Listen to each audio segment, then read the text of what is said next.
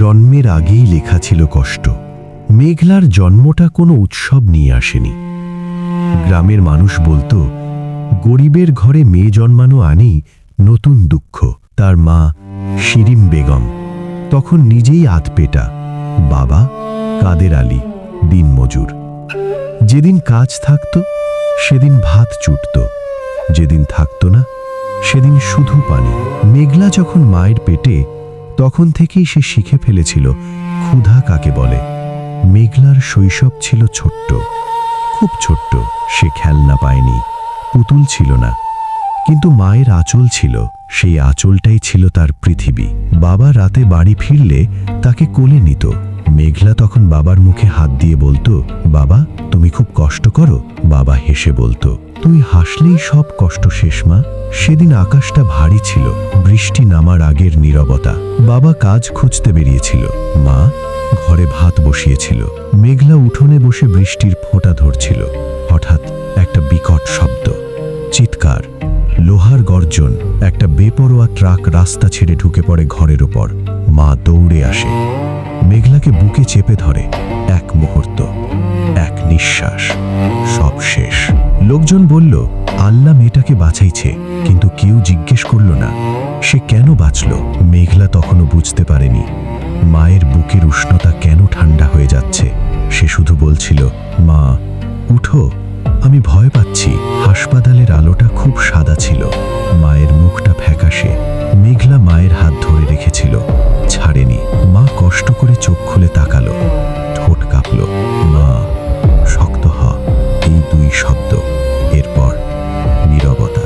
মেঘলা চিৎকার করেনি, সে শুধু তাকিয়েছিল, কারণ সে তখনও জানত না মৃত্যু মানে কি। মায়ের কবরের পাশে দাঁড়িয়ে এক লোক বলল, বাপ মা নাই, এতিম হয়ে গেল মেয়েটা। মেঘলা তখন ভাবল, এতিম বুঝি কোনো রোগ। সে রাতে বাবাকে খুঁজল, কিন্তু বাবা আর ফেরেনি। ট্রাকের নিচে চাপা পড়েছিল সেও। এক চাচা তাকে শহরে নিয়ে গেল, বলল, আমি দেখব। দেখা মানে খাওয়ানো নয়, ভালোবাসা নয়, শুধু ব্যবহার। চাচির চোখে মেঘলা ছিল বাড়তি মুখ।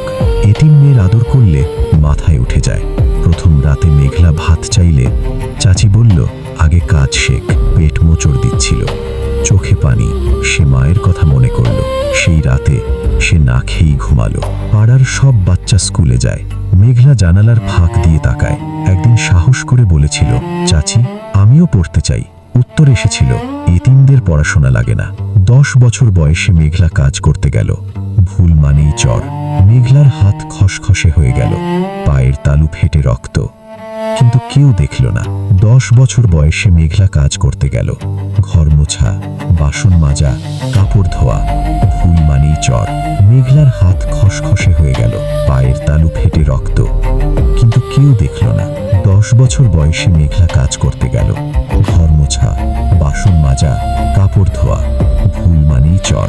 মেঘলার হাত খসখসে হয়ে গেল, পায়ের তালু ফেটে রক্ত, কিন্তু কেউ দেখল না। 10 বছর বয়সে মেঘলা কাজ করতে গেল। ঘর মোছা, বাসন মাজা, কাপড় ধোয়া, ভুল মানেই চর। ঘর মোছা, বাসন মাজা, কাপড় ধোয়া, ভুল মানেই চর। মেঘলার হাত খসখসে হয়ে গেল, পায়ের তালু ফেটে রক্ত, কিন্তু কেউ দেখল না। রাস্তায় পড়ে গেলে কেউ তোলে না। লোকজন বলে, ও তো কাজের মেয়ে। কেউ তার নাম ধরে ডাকে না। শুধু এই। মেঘলা এখনো রাতে মায়ের আঁচল খোঁজে। স্বপ্নে মা আসে, মা বলে, খাইছিস? মেঘলা ঘুম ভেঙে কাঁদে। জ্বর আসে, শরীর পুড়ে যায়। চাচি বলে, নাটক করিস না, কেউ ওষুধ দেয় না। মেঘলা কাঁপতে কাঁপতে মাটিতে শুয়ে পড়ে। সে ফিস ফিস করে বলে, মা আমি আসছি। তার চোখের কোণে পানি জমে। তারপর সব শান্ত। লোকজন বলে, বেচারা এতিম মেয়ে, তার লাশ দ্রুত দাফন হয়। কেউ কাঁদে না, কিন্তু আকাশ সেদিন খুব ভারী ছিল। শেষ কথা, মেঘলার গল্প কোনো এক মেয়ের নয়। এই গল্প হাজারো এতিম মেয়ের, যাদের কান্না শোনা যায় না, কিন্তু কষ্ট আকাশ ছুঁয়ে যায়। যাদের মা নেই, কিন্তু বুক ভরা ভালোবাসা ছিল।